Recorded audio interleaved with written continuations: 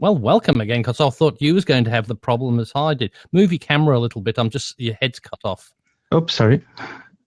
I had to reconnect it when we started. Better. There we go. That's perfect now. So, yeah. So, but it was funny. I had trouble getting in because right when I would click on it, it would take me out, and I went, okay. So I finally got in, and it was good. And it doesn't keep your settings from the last time you're on. So I had to go find the right port on the Mackie mixer. Oh, okay. And the camera was on the Blackmagic, even though it doesn't even have anything connected to it right now. Now, I found exactly the same as you, that when I started my Blab, it was remembering my settings from before, but you can't change the settings until you go into a Blab. Right. And then it's too late. So I think they've got a little work to do on that one, just to make sure that works okay.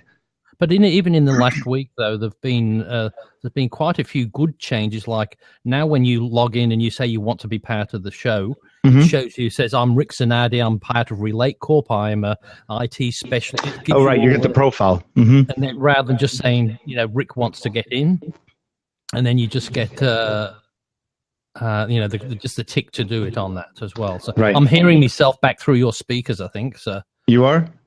Yeah. So, how about now? I'll see what. No, I'll still hear myself. You still hear yourself?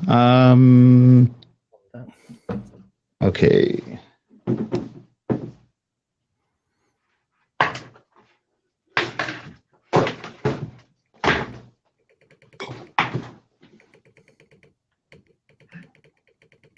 I thought I could get away without headset, but I guess not. I found it. Hold on, I'll be right back. Okay. Well, if anybody's watching, there's a little seat there. That's usually Rick Zanardi who's sitting in there, but he's just run off for a moment to get a set of headphones. So I'm going to leave this on the recording and put this out there. But what we're playing with Blab. So here he comes back now. The good old AKG. Yep. And watch your head on that microphone. I think they're my best headsets. I love them ones. They're actually quite good. Oops, if I get the right headphone in it. How about now? Testing 1, 2, 3, 4. Oh yeah, perfect. Yeah, perfect. I'm not hearing it at all myself because. Yeah, sorry about yesterday, Rick. It was a bit strange because once I logged out, and I think I tried. Once you logged out, I kind of went along with you. I went, okay, well, that was sort of interesting. It was, they must have been doing something because I had that other guy on. He came in, he got knocked out. Yeah. I find something very strange. You know how I was saying about doing it through Wirecast? Right. Well, it works, but every time I've tried it, it's been about 3 or 4 o'clock in the morning US time. Interesting. So I think they don't have the bandwidth to handle the virtual camera. But whenever I do it late at night, your time or early morning, it seems to work. But the virtual camera shouldn't really affect anything because it's just like being a regular webcam. Yeah, but it works every time I do it the night before. Like I did Tech Down, I did Friday night. Interesting. Did a 10-minute session on there, and I spoke to somebody in New Zealand, and they were on there, and I said, "What's the sound like?" He said, "Really good," and the picture's okay. The only thing I do find is the picture when you're recording. If there's only one of you, it's a fairly horrible picture because it takes up the whole screen. But as soon as you get two of you on screen, it looks fairly good on there as well. So. Right, and I do notice that the bandwidth on it. I notice every so often you don't freeze. Well, yesterday you were freezing, and even today I'm hearing a little bit of your voice coming and going here and there, just a little bit. Okay. Meaning, it still probably has some bandwidth issues, and it's a Saturday night. They may be really busy. I don't know. Yeah, but it's amazing because however many people get on here, it must be a strain on the system. I just noticed I have 75. What are they called? Touches, feels? Yeah, while you was getting your headphones, I was you're doing that? just to make you feel now, how did that get in there? Just to make you feel good, sir. I thought I have to reciprocate then. That's right. This has to be one of the most inane features of this tool. And it's called a feel. A feel, yeah. Well, I suppose it's like what they used to call a poke, didn't they? When kind of, yeah. Now you have to be careful. You have a female on staff, and you bring it in. You say, "It's a feel," and she'll go, "You feeling me up?" Yeah, you just got to be careful. But I think one of the things you suggested yesterday would be quite a good feature. Is yes, you do have the thing if you agree with people, but there should be also a hands down, so you detract. So you say, "I disagree with you," right? And then the chat room can be saying, "Oh, yeah, good. No, that was rubbish. I disagreed with you on that point." Oh, that's funny. Well, today I got a little bit of gear. But I didn't quite get it today. I ordered it today, but I'm waiting for my Sweetwater rep to give me a call back because he was probably off today. But I'll probably have it ordered either Monday or Tuesday whenever he shows up. But the new vMix, I was telling you, has a lot of new features. vMix 16 was just released last week, and that's what we use to do the show normally. Mm-hmm. And now they've added better keyboard shortcuts, combined transitions, support for MIDI. So now any MIDI controller that you have will work. For example, a Novation Launchpad, anything that's a MIDI controller. So I ordered the Novation Launch Control XL, which unfortunately I don't have it, so I don't have a picture of it. Mm-hmm. But it's about $149, and it allows you to control your whole show plus the audio. You have something like 24 knobs. You've got, I think, 16 or 18 buttons. It's got 10 or 12 faders. So you could actually move audio up and down. You can control the audio to the whole show. So I said, that's one of the problems we've been having with the Mackie mixer. I don't think it's controlling the audio as well as it used to. And so what we're doing is we ordered the PreSonus audio box, 1818 VSL, I think it is. And what that lets you do is it's got 8 mic inputs. So now I can go from our Aphex and from the PreSonus studio channels right into that USB interface. It has a digital in and out.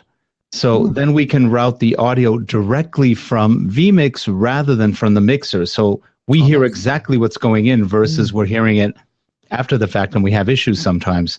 It's a bit like, I suppose, in Wirecast, and I just did that before because I've noticed all my audio on the shows is slightly out, and that's because I'm going through Skype, but I'm going through my PreSonus for the sound. I should be doing the virtual sound through Wirecast. At least because I tried that and it seemed to work.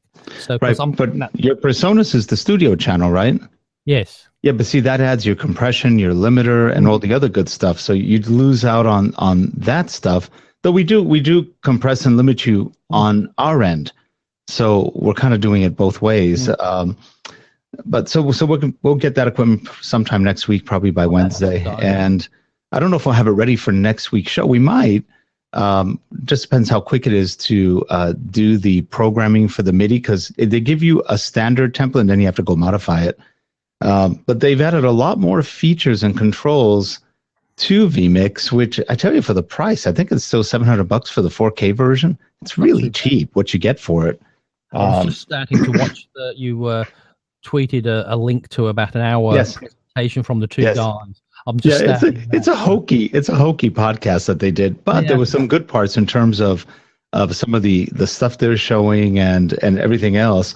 Plus, we can go back to putting in our soundboard, and it'll work perfectly now because it supports it right through vMix. Oh, good. So we can have all the fake audiences and stuff. Because that makes a big difference. Things like that, just little bits on that. Like I'll listen to that No Agenda show with Adam Curry and John C. Dvorak, and a lot of that works because they have a lot of clips or just funny little sounds and that they come up with. So. Right. And that'd be good just to have a doo-doo or just something when that's what we used to do with the old eLearn chat show and with Gina's show Shrek Check. We used to do that. And there used to be the one I never used to know with Terrence was the I forget, but the Cialis. The Cialis. Yeah, the Cialis. Yeah, because I didn't know that over here. When the moment's right. And all of a sudden he went, no. Don't do that. No. But I went out yesterday myself trying to look for the Logitech 930 camera. I couldn't find. I could only find the 920, which frankly is almost the same. I mean, there's minor differences. I don't find the quality any that much better on the 930 versus the 920. They both have the tripod mounts, so it's easy. You can put them on a stand, or you can just I have it on top of my monitor right now, but my monitor is high and I can't go any lower. That's as low as this monitor goes.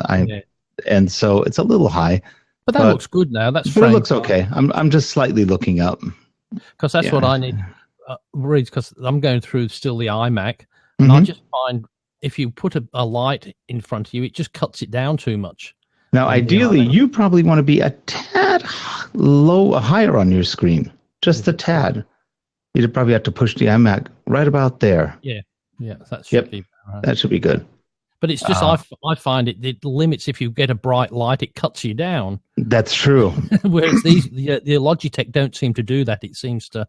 No, it actually is pretty good. I usually turn right light, I think it's called, off because it tends to overcompensate for exposure and everything. Now, I was thinking we've been talking a lot about color correction and color grading, and how there were packages for Final Cut Pro, and you've got speed grade on your Adobe suite with Premiere, and then with it was called Color Finale. Color Finale. Color Finale, really nice package for Final Cut Pro. I actually liked it quite a bit. Now, it's funny because those $100 packages like Cyberlink Power Director, I have one of those. When it comes with Power Color, Power Photo, Power Director, and about 3 other things. And the quality of these products isn't bad. The big difference between getting a $100 product that I was playing with Color Director today, it's really nice. It actually works really well.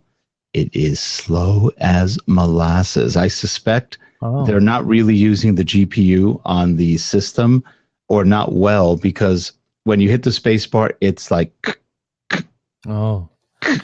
very slow. So I think the difference between getting the more expensive packages or the Adobe type speed grade is they are faster. They probably take full advantage of the multi-cores and everything else. And again, the difference is you're paying quite a bit more for the Adobe stuff or for something like DaVinci Resolve than you would pay for a Power Color or Color Director, which is part of a $100 package. So that's a huge difference. And as a result, you get a pretty good color correction and even color grading type tool, but it's just not really fast. I have a feeling to render it out will take a while. I haven't rendered it yet. But that's one of the big things about the 2015 Adobe suite is they're making the most of the GPU. It doesn't matter about the speed of the machine; it's the GPU they're concentrating on, and it really seems to do a good job because Premiere and all that seems to be, for what it does in that real time thing. Not bad. Excellent job, really. It's quite a lot of information it's trying to put through to you all at the one time. Yeah, and part of it is that Mercury render engine, which is amazing. They did a great job on that. Now, it's interesting. I'm looking at that DaVinci Resolve, and it's nice, but I'm thinking, is it really worth $1,000? No. And the reason why is we don't do movie studio color grading, and things like speed grade are good enough for what we do. Most of what we do is crushed into YouTube. Yes. Now, you can make things better. And I have a perfect clip for you to color grade that you'd have fun with. Remember the one you did with the horses where they're inside, they're doing a competition or practice, and you're sitting and it's coming right at you and then going away, turning? Yep. Well, remember that image was a little flat? Yep. Now, that's exactly where something like speed grade, you could add something, even a mask, to the rider and the horse that tracks them, and then you apply all of your color corrections and color grade to that masked area, and as it's coming to you, everything else can be blurred, and that horse and rider will be really sharp. That will just pop them out of that screen. Really cool. And I was just thinking that would be a good homework assignment because that was a perfect clip for that. Yeah, because I knew that I was a bit lazy on that one when I put it out because I knew it needed a bit more work, but I just wanted to get it out there. But like now you've got, as you said, speed grade. Speed grade is so good. It's too complicated for us because it's so good. There's a lot of stuff in it, yeah. But if you do basic stuff like you lift your gamma, really you're only talking about three things: your lows, your mids, and your highs.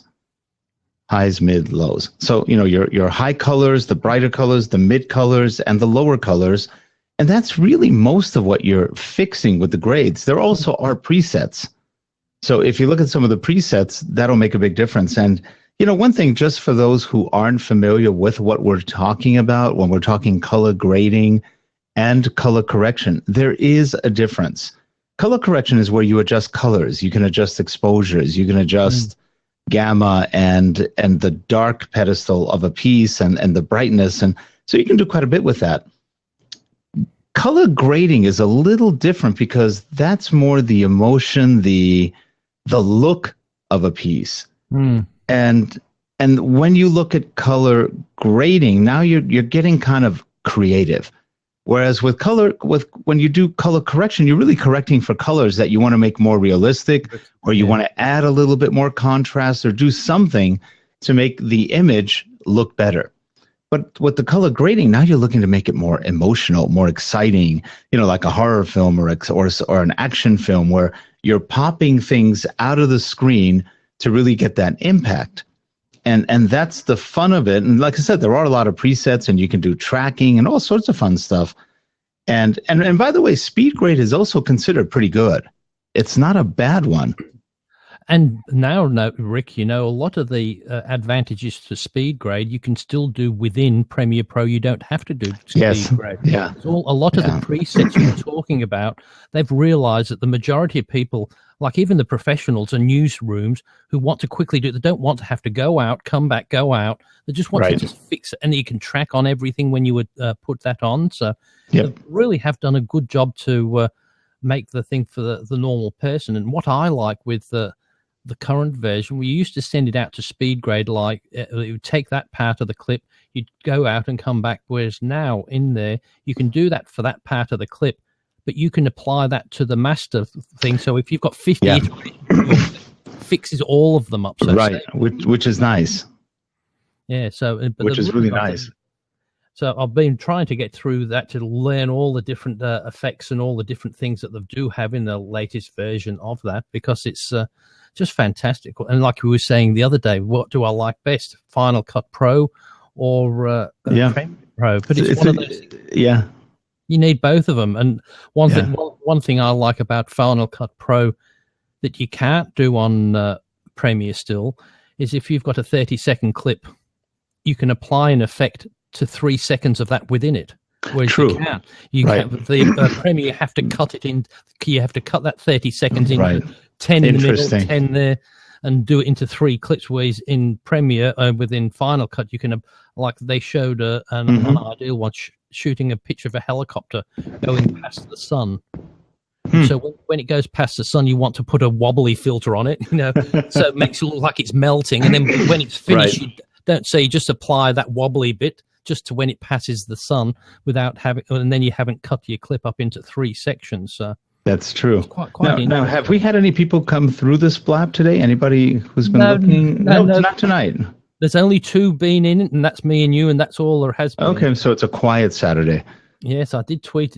I'll tweet out again, so if anybody's looking at that and put that. But there's only me and you in there, so interesting.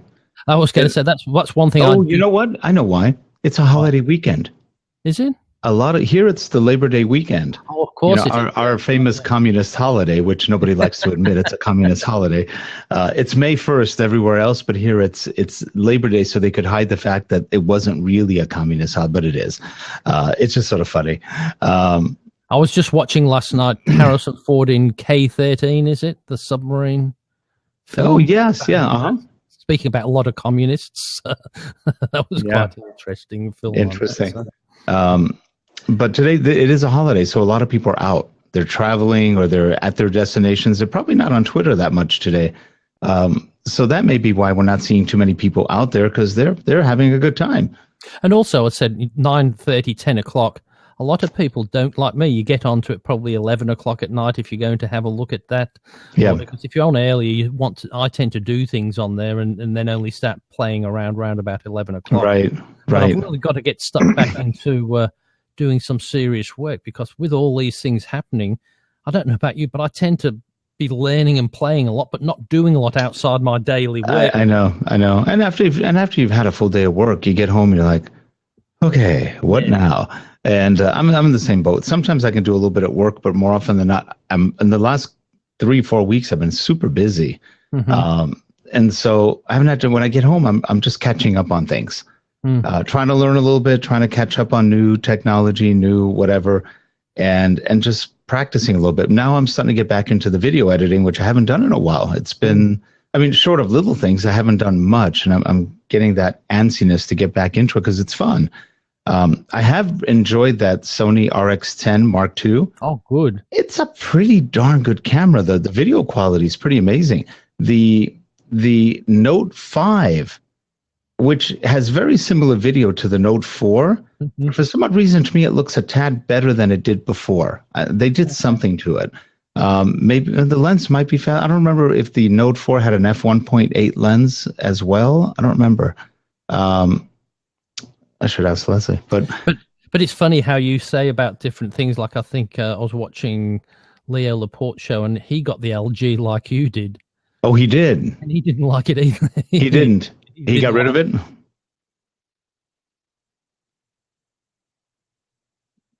You just froze. Yes, you just froze. Leo heard you and froze you. So the interesting thing is, are we recording while you're frozen? Oh, you're gone. Hey, now we're in a zombie state. So I am now the zombie. When somebody leaves a Blab room, they're considered a living zombie. That would be me. Oh, I'm totally alone now. I'm gone. Now, when he does this, if somebody else comes into they can come into a room all on their own. I can't stop them. I can't also invite other people because I don't have control over the room. So in essence, I'm not even sure if we're recording anymore. In essence, he's gone. I'm still in the room. I'm the zombie. So I may be dead. This may be the end of this session. And yep, I'm still moving, but I'm a zombie. And he can't get back in because I don't know if he can or not. I see no open rooms, but he should be able to see his own room to get back in. So ideally, unless this killed his session, I'm just a zombie.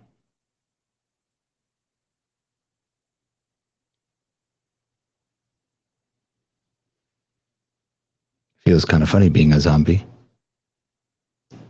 I'm the only one here being a zombie. Zombies usually like being with other people so they can scare more. Oh, he's trying to get back in. Okay, we're trying to get Geoff back in. We'll see if he realizes that I'm zombied now.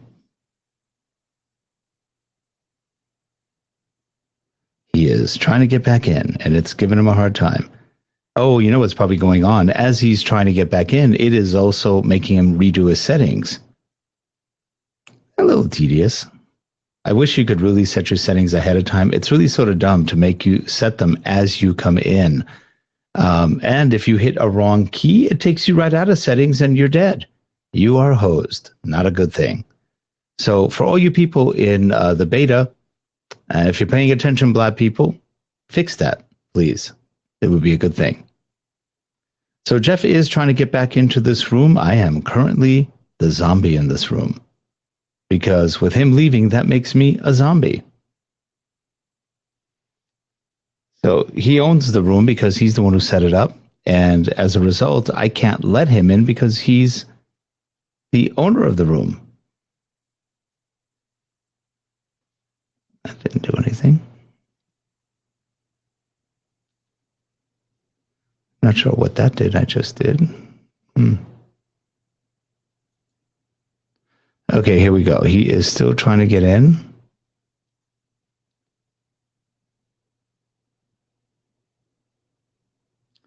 And it shows an open seat because he is trying to get in.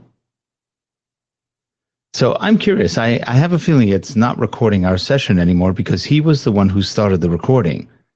So all my desperate pleas as a zombie are probably going unheeded. And we've only had 2 people even come by this room. So it is a holiday weekend and us zombies are just hanging out here by ourselves. Geoff is still trying to get into the room. He is not being very successful.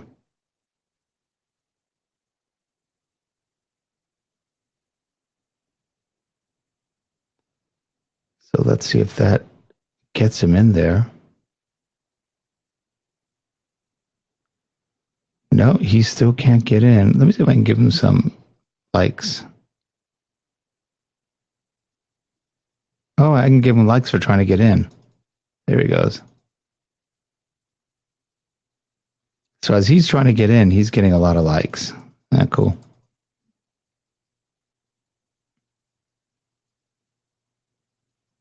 I wonder if you can get carpal tunnel syndrome from this, but I'm a zombie. What do I care?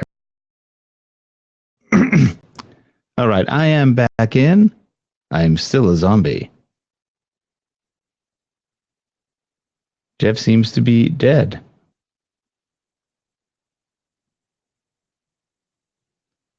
Let me see if he's on Twitter.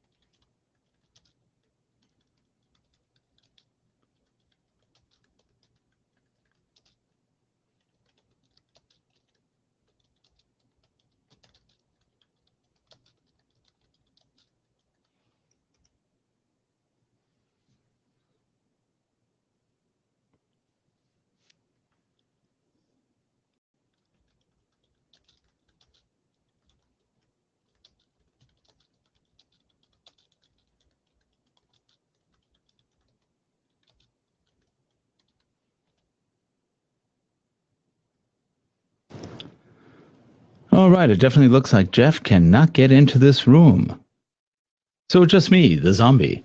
I don't even know if he can hear me, because right now I am the only person in the room, the zombie. Now he's pulsating over here, trying to get in, and I can't stop him, nor can I let him in, because I'm just the zombie. There is still another open seat here. We have had no visitors whatsoever today. And Geoff's trying to get in. Interesting. See if I can see what's going on over there.